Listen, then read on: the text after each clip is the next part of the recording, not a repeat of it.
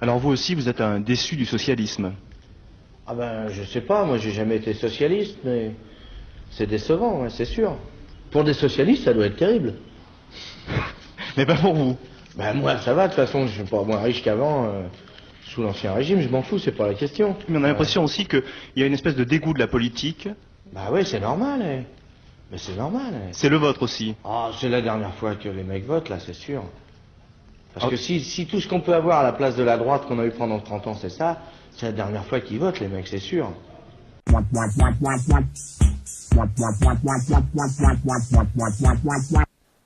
je suis pas content. Il y a tout le monde qui fait la gueule à Manuel Valls. Ouais, Manuel Valls. Plus personne peut le voir. Les Français ne supportent plus. Alors qu'il nous fait plein de ch'ticalos. Ouais, des ch'ticalos. Comme celui qui nous a envoyé le 5 décembre 2016, le décret qu'il a fait passer, et juste avant de partir. Ah oui, il aurait pu couler ses derniers jours au ministère à rien foutre, machin, et non, il a pris sur son temps, comme ça, au dernier moment. Alors, merde, les plantes, on les a arrosées, c'est bon, les paquets, les cartons, c'est fait. Christiane, vous changerez le nom sur la porte, c'est plus moi maintenant, hein, il faut... Oui, mais je pleurez pas, c'est chiant, Christiane. Qu'est-ce que j'ai... Ah, il y a un truc que j'ai pas fini de faire, là, au ministère. Merde, j'ai oublié de niquer la justice. Oh, le con! Putain, le truc de Dieudonné, j'avais bien commencé pourtant. Putain, j'ai pas fini le boulot. Papier crayon, c'est quoi, je le fais. Allez, vas-y. Envoie, on bricole. Et il nous a gratté un truc. Et ce décret, il dit quoi? Eh ben, il dit que la Cour de cassation, juridiction supérieure de l'autorité judiciaire en France, est placée sous le contrôle direct du gouvernement par le biais de l'inspection générale de la justice. Et quand les gens sont allés demander à Manuel Valls, non, mais parce que là, on se fout de la gueule du monde, quoi. À un moment, il faut arrêter. Il a dit que si, c'était par des soucis de simplification qu'il avait fait ça. Ouais, c'est simplification. Bah, c'est vrai parce que, en fait, avant l'inspection générale de la justice, ça s'appelait l'inspection générale des services judiciaires. C'est dur, ça, c'était compliqué. Services judiciaires. Ils ont simplifié, ils ont enlevé un mot. Et l'indépendance de la justice, au passage.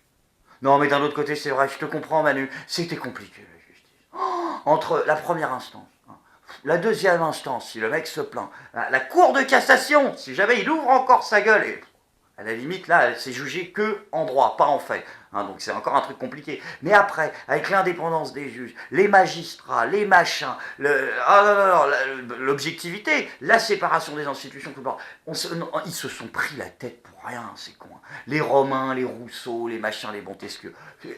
On décide, et puis c'est plus simple. Non mais c'est vrai Manu, c'est bien de temps en temps de revenir à une conception plus simple de la justice.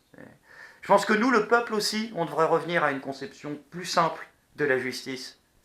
Bon après attention, je suis pas en train de dire que la justice elle marche jamais en France. Ah bah non, des fois les mecs sont condamnés, comme Christine Lagarde. Ouais, Christine Lagarde, du FMI. Ah bah là elle a été condamnée. Ah bah oui, pour négligence ayant permis un détournement de fonds publics de 403 millions d'euros dans le cadre d'un arbitrage truqué. Donc, c'est un dossier. Oui, c'est un dossier. C'est pas, hop, j'ai chouré des pèses, non, à la caissière du Monoprix.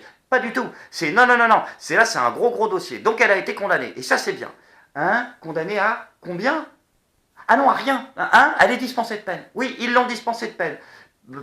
Parce qu'elle avait un mot des parents, probablement. Ça doit être ça. Ouais, je vois pas d'autre explication. Les juges ont donc été très cléments. Hein. Attention Christine, hein? Tu vas au coin maintenant. Si tu recommences, ce sera pareil. Mais on s'en fout, c'est pas la question. Hein? Voilà, t'oublies pas, quand tu fais une connerie, tu dis ça compte pas, je suis perché. Voilà, oublie pas. C'est vrai qu'elle est perchée, Christine Lagarde. Which has to do with the global economy and what we should expect for 2014. Now I'm going to test you numerology skills by asking you to think about the magic 7. Okay? Most of you will know that 7 is quite a number in all sorts of themes, religions, and I'm sure that you can compress numbers as well. If we think about 2014, all right, I'm just giving you 2014, you drop the 0, 14, 2 times 7. Okay, that's just by way of example, and we're going to carry on. It will also mark the 7th anniversary of the financial market jitters that quickly turned into the greatest global economic calamity since the Great Depression. The crisis still lingers. Yet, optimism is in the air. We've left the deep freeze behind us and the horizon looks just a bit brighter. So my hope and my wish for 2014 is that after those 7 miserable years, weak and fragile, we have 7 strong years. Donc on est bien d'accord que la dame là, voilà, c'est celle qui a plus ou moins le porte-monnaie de la planète en fait. Voilà. Donc elle a essayé de régler la crise économique en compressant le chiffre magique, qui est magique, puisque c'est le 7, donc c'est parce que c'est magique, que ça... Non Christine, ça marche pour faire arrêter la pluie dans les clavicules de Salomon. Mais pour la crise des subprimes, ça va pas suffire. Hein, qu'est-ce qu'ils ont dit, le gouvernement, du coup? Ils ont renouvelé leur confiance, bien sûr, dans la reine de Saba, là. Ah la vache. Christine Lagarde, condamnée mais pas punie dans l'affaire Tapie. Telle est la décision rendue par la Cour de justice de la République, une juridiction où comparaissent les premiers ministres, ministres et secrétaires d'État pour les crimes et délits commis dans l'exercice de leurs fonctions. La décision a été accueillie de façon mitigée par l'avocat Patrick Maisonneuve. Je suis quand même assez déçu parce que nous plaidions la relaxe, donc je ne veux pas tenir une langue de bois en disant que tout va bien. Ceci étant dit, je relativise cette décision d'une part parce qu'il y a une relaxe partielle et d'autre part parce que, encore une fois, Madame Lagarde est condamnée à rien. Quoi? Attends, c'est une blague. C'est-à-dire que là, l'avocat, il sort du tribunal, le mec, la nana a été condamnée, hein, mais absolument aucune peine. C'est une magouille totale. Et le mec arrive devant les caméras, comme ça, avec sa petite cravate. On est déçus. Ouais, on est déçus. Parce que nous, on voulait que les gens disent que ça n'était pas arrivé. Tout simplement. Oui, ça s'est passé, mais 1 + 1 = 37 à un moment. On vous emmerde. C'est dans les clavicules de Salomon d'ailleurs. Ça a plus de gueule que votre code pénal. Hein, bon, voilà. On va être jugé sur les clavicules de Salomon maintenant. C'est tout. Moi, je suis pas contre que vous soyez jugé selon la loi de l'Ancien Testament. On va voir ce qu'elle prescrit, attends. Alors, Exode, c'est parti. Lorsque quelqu'un péchera et commettra une infidélité envers l'Éternel en mentant à son prochain au sujet d'un dépôt. Un peu quand même, parce que c'est notre pognon que vous avez en dépôt, donc vous nous avez un peu menti aussi quand même, donc on est dedans. D'un objet confié à sa garde, notre pognon, toujours. D'une chose volée ou soustraite par fraude. Détournement de biens publics, c'est à peu près ça le principe en fait. Donc on continue. En niant avoir trouvé une chose perdue, ah oui, ça oui, ça vous arrive tout le temps ça. Hein, le pognon de la crise, non, on l'a pas. Non, on l'a. Ta gueule, des sous le canapé, mais planque, ta gueule. Travaillez plus, on n'a plus d'argent, il faut vite travailler. Pour les Africains, ils n'ont pas à manger, oh là là, vite, travaillez les pays pauvres. Hein, sinon, amende. Ou en faisant un faux serment sur une chose quelconque de nature à constituer un péché. Bon, on va pas mettre tout le monde dans le même sac, mais on va pas parler de Cahuzac. Enfin, dans l'idée générale, je parle de la bande d'escrocs et de voleurs qui s'en fout plein les fouilles en détournant notre pognon.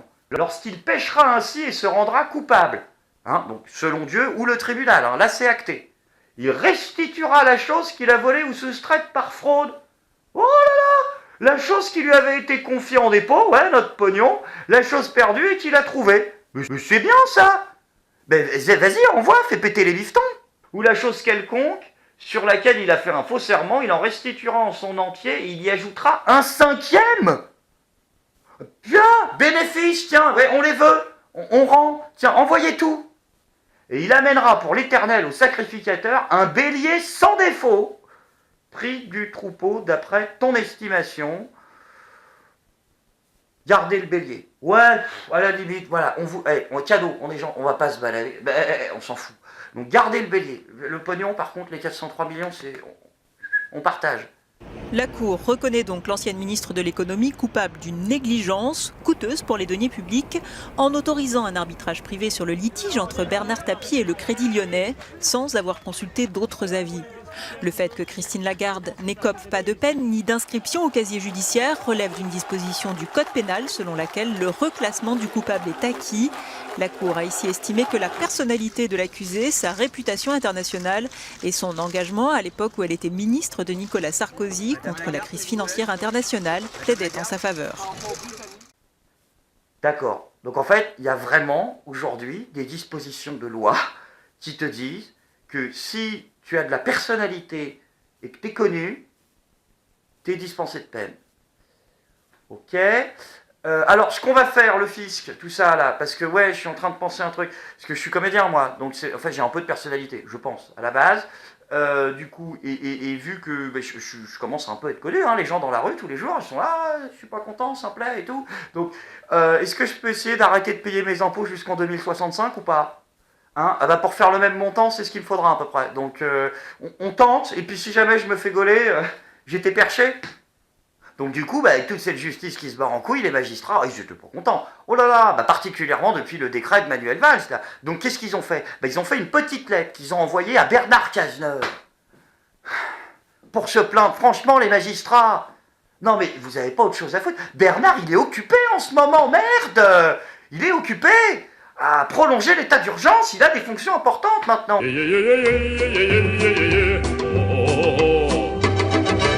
Enfin, d'un autre côté, les magistrats, ils n'avaient pas le choix. Ah oui, s'ils voulaient se plaindre, il fallait écrire à Bernard Cazeneuve. Hein. Bah, c'est lui maintenant, notre nouveau premier sinistre. Ah oui, oui, maintenant, il a un vrai boulot, Bernard Cazeneuve. C'est sérieux, hein. Donc, là, il a fait son discours d'intronisation et tout. C'est fini, les petites blagues. Hein.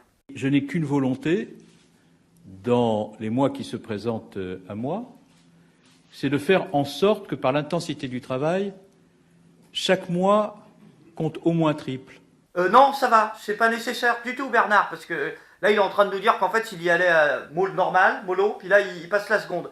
Ah ben, la triple, du coup. Ouh là là, non, c'est régime normal, c'est déjà beaucoup. Ce qui me permettra d'être le Premier ministre qui sera resté le plus longtemps. Et comme ce n'est pas ce que l'on me promet, j'ai décidé de me le promettre à moi-même.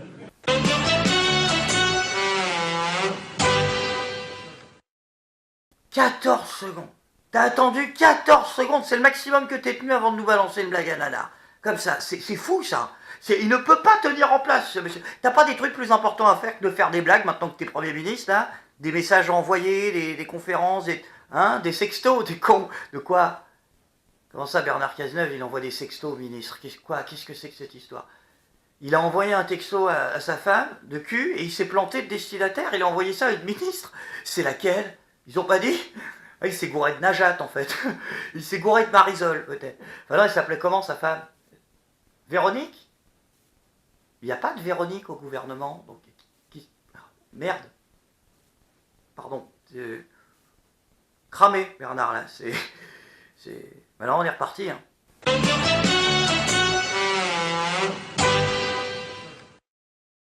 Lui qui voulait redresser la France, ah bah il n'y a pas que la France qui veut redresser, visiblement. Bon après on s'en fout, en même temps il fait ça sur son temps libre, tant qu'il fait pas ça sur son lieu de travail. Dès que Monsieur le Premier ministre aura terminé de lire ses textos, on pourra continuer. S'il vous plaît, s'il vous plaît. Merci. S'il vous plaît. Là. Non, tu remets...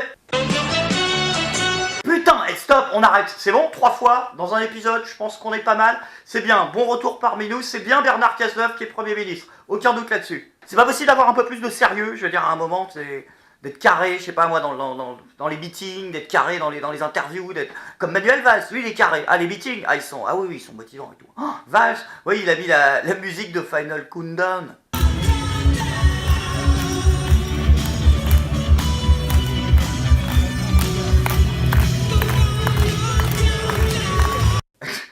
Non, mais il y a 3 personnes qui tapent des mains. C'est pire qu'à la kermesse de mon neveu. Oh, la honte. Non, sans déconner, malaise, mais un truc sur l'échelle de Villejuif, on est à 29, là. C'est pas possible. En même temps, remarque, tu me diras, Final Countdown, ouais, les paroles, c'est l'histoire d'un mec qui se barre, en fait, qui quitte la Terre, et qui dit aux gens qu'a priori, il est pas sûr de revenir.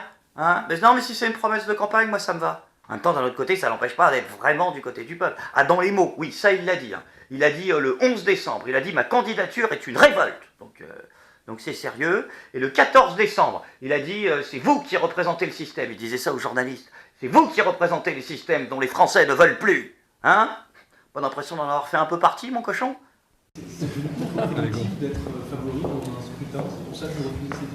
Et ça, c'est vos questions. C'est vous qui êtes enfermés dans le système. C'est vous qui représentez le système, ce dont les Français ne veulent plus. Donc, c'est grâce à vous qu'on peut convaincre.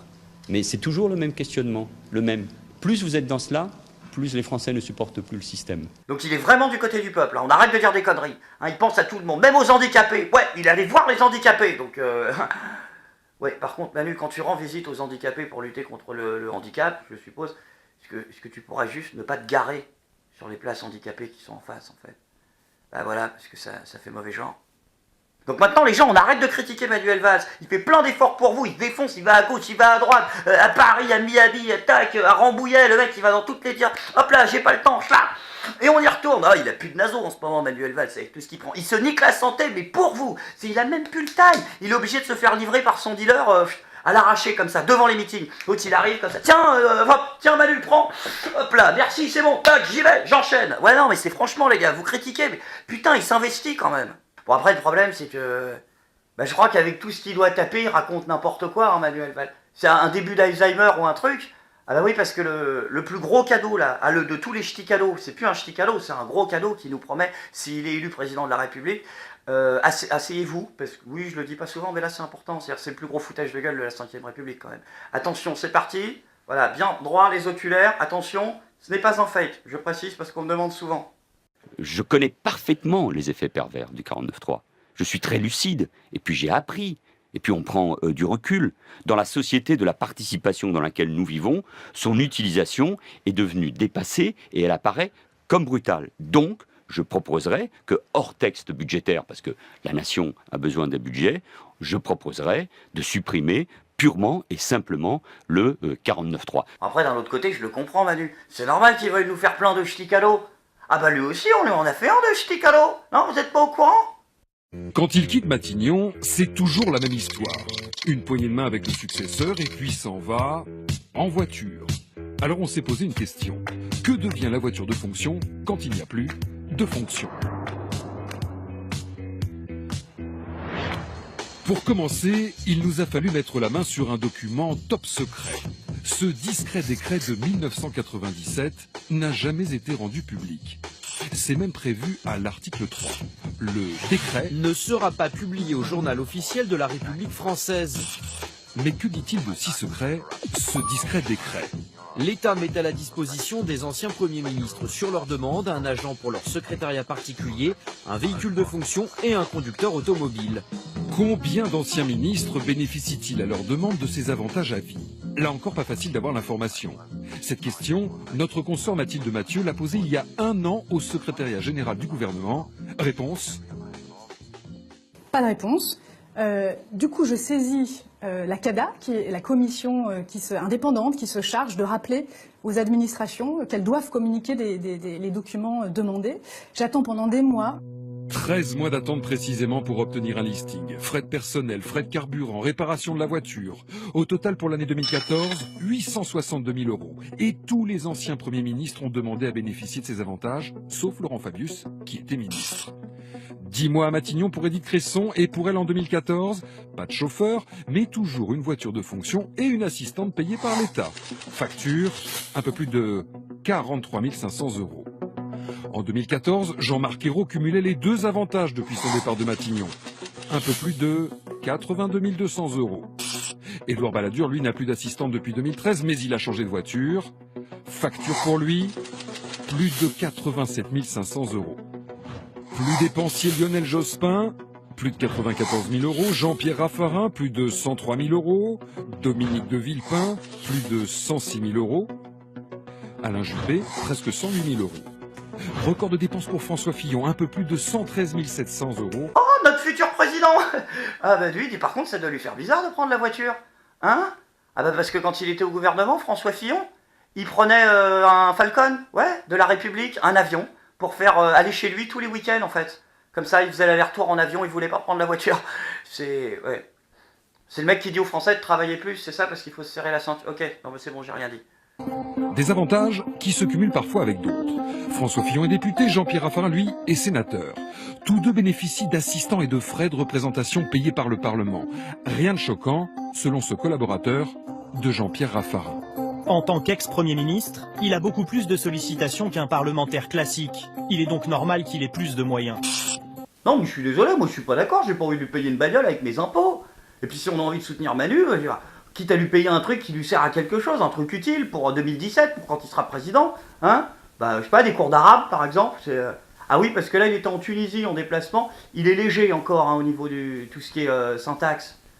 Je viens donc de vous le dire, de rencontrer le président de la République, PCE, comme on dit ici, Beç Caid Essibi, et je verrai de nouveau dans un instant le Premier ministre. Voilà, c'est-à-dire qu'en fait, là, si les gens se marrent, Manu, c'est parce qu'en fait, le président, il s'appelle pas Ezibi, mais c'est surtout que, en fait, Ezibi, en arabe, ça veut dire bite, en fait, tout simplement. Donc, c'est pas le moment, quoi. Donc, c'est pas parce qu'en France, tout le monde traite François Hollande de gland que dans tous les pays du monde, ils traitent leur président de bite. Hein. C'est pas une coutume très très répandue en dehors de l'Hexagone.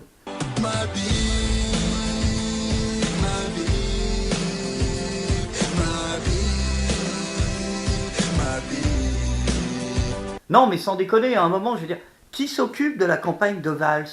Il n'y a pas des mecs pour l'aider à pas dire de conneries, déjà quand il était en poste, et puis maintenant qu'il est en campagne, je veux dire, c'est qui les mecs?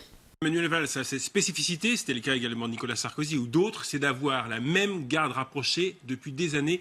Qui sont ces Valls Boys, comme on les appelle chez les socialistes? Les Valls Boys, oh la gueule du... Déjà ça renvoie, hein. Tu vois les...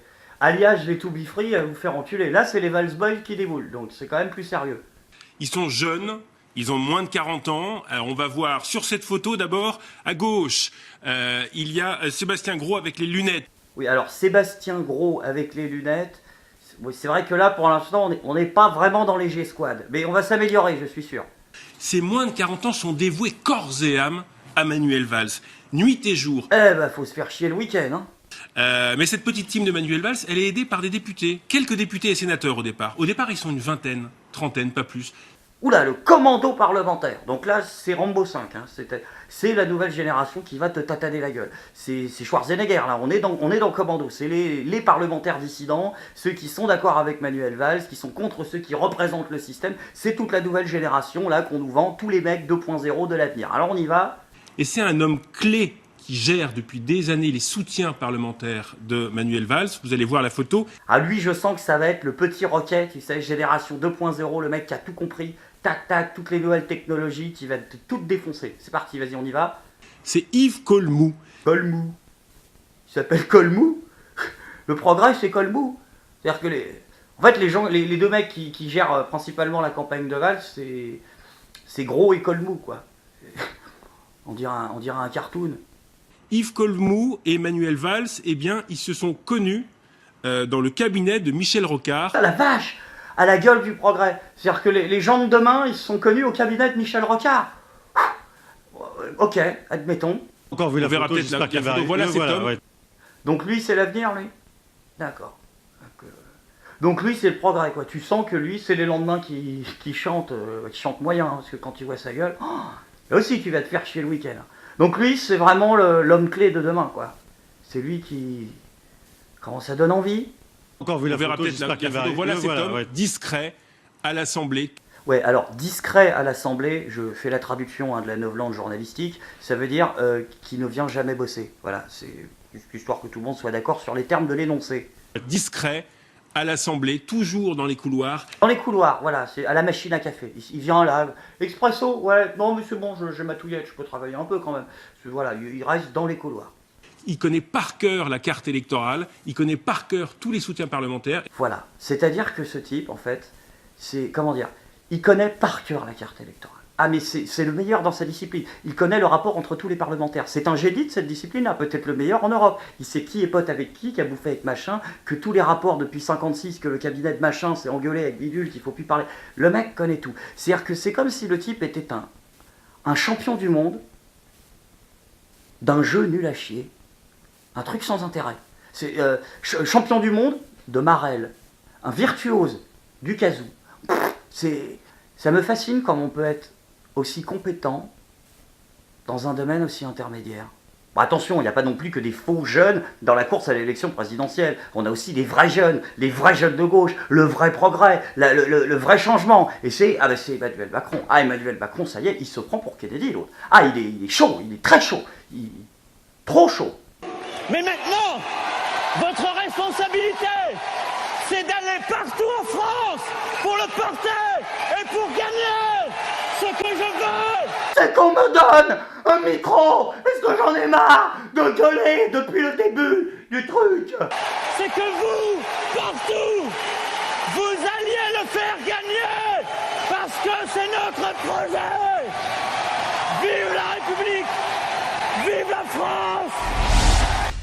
La cocaïne, sponsor officiel du Parti Socialiste depuis 1972. La cocaïne, c'est fun. Oh, sans déconner. Non, mais faut pas t'y croire, Manu. Ah oui, il s'appelle Manu, lui aussi, dis donc, c'est marrant. Ça. Non, mais non, là, ça va, les 3/4 des mecs, c'est des acteurs. Arrête de nous prendre pour des cons. Il y a personne dans la boutique. Manu, on n'est pas sur Twitter, là. Hein, ah, d'ailleurs, en parlant de Twitter, j'ai fait comme avec Najat, j'ai fait un Twitter audit sur ton compte. J'ai pas pensé au tien, parce que je me suis dit, lui, il est jeune, il connaît les nouvelles technologies. Non, 60% des followers Twitter de Macron, c'est des fakes. C'est lui qui les a créés, ou c'est des bots, ou des merdes qu'ils ont foutus au Parti Socialiste à l'époque, je sais pas quoi. Non, c'est bien, c'est aussi la jeunesse du fake. Et en même temps, franchement, même avec 40% de vrais followers, pour les conneries que tu balances, ça sert à rien. Hein. Ça sert à rien que là, l'autre, il a voulu nous la faire en mode regardez, je suis proche des jeunes. Alors, avec Mathias, lycéen à Bourg-en-Bresse, il rejoint sa mère expatriée en Guadeloupe pour Noël. Des collèges Gibidon pour les Antilles. Bah oui, Merry Christmas, Emmanuel Macron, sauf que c'est pas un expat. Parce qu'expat, c'est dans les autres pays, en fait. Et la Guadeloupe, fait partie du territoire de la République française, en fait. Donc, du coup, c'est... Hein. Non, lui, il a fait que éco, en fac, c'est ça. Géo, il a pas pris les cours. Oh, bah, c'est pas grave. C'est pour faire quoi comme métier? Président de la République? Bon, ça va. Après les États-Unis. Long live the United States. Après le Royaume-Uni. Vive le Royaume-Uni. Après la Nouvelle-Calédonie. La Nouvelle-Calédonie a une identité particulière. Après Madagascar. Parce que Madagascar a été longtemps. Après le Moyen-Orient. La situation au Moyen-Orient. François Hollande présente l'Arménie. Je sais aussi qu'il y a toujours de l'espoir. Partout. En Arménie comme en Turquie.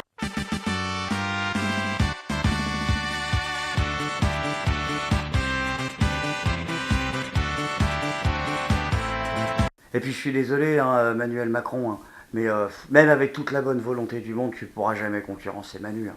Dans le genre, moi, je suis l'avenir, je vous atomise le cul au nom du progrès. C'est non, il a trop de coups d'avance là. Ah bah chez Jean-Jacques Bourdin, il a passé un niveau, ouais, au-dessus. Les réformes pour la compétitivité de nos entreprises, ce que nous avons fait pour l'école, la culture, l'agriculture, pour les services publics. 3,3. On est bien d'accord? Avec une dette qui a progressé, une dette publique de 343 milliards d'euros. 343 milliards d'euros. Mais j'assume aussi la réduction de la dépense. Avec une croissance qui est à 1,3 alors qu'ailleurs en Europe elle est beaucoup plus élevée. Non. Avec un chômage qui est à 555 000 chômeurs de plus en 5 ans. Et alors ça empêche d'être candidat? Voilà.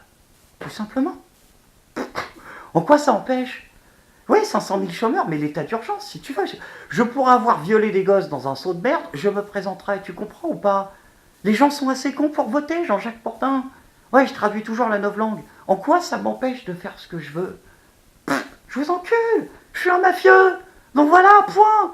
Il y a du Wolfeni au moins chez Valls en ce moment. C'est lui le Wolfeni, c'était pas Juppé. Il arrive et il te dit, voilà, regarde, j'ai un joli costume, un col roulé, je t'encule. Hein? La vache. Les cons, ça ose tout, c'est même à ça qu'on les reconnaît. Y a pas à dire, Manu. T'es un enculé catégorie Hollywood. Un diplômé en fils de puterie. Un virtuose de l'esbrouf. Le genre de mec qui aurait vendu des fours aux Allemands pendant la guerre avant de se faire recruter en 46 comme directeur d'un cabinet gaulliste. La méthode, par contre, simple et efficace. Ça, je respecte. On courtise, on séduit, on élève, et en cas d'état d'urgence, on tabasse. Et sauf que la justice, c'est comme la Sainte Vierge, Manu. Si les gens la voient pas de temps en temps, le doute s'installe. Et 35 milliards d'impôts en plus depuis 2012, j'appelle pas ça du budget. J'appelle ça de l'attaque à main armée. Et puisqu'on en est à parler d'armes, je voudrais pas paraître pessimiste ni menaçant, mais je sais pas si t'es au courant, mieux vaut partir la tête froide que les pieds devant. Et l'heure est à la révolution. Alors je suis pas contre les excuses, hein, je suis même prêt à les recevoir, mais quelque chose m'a dit que t'es pas parti pour un tour de grand vide de l'autocritique. C'est que monsieur se verrait presque des airs de Jaurès derrière ces statistiques truquées. Tu peux changer tous les chiffres que tu veux, Manu, il y en a un qui baissera jamais. Dans toutes les vicissitudes de l'histoire de France, la proportion d'emmerdeurs est la seule qui n'ait jamais baissé. Je suis pas content.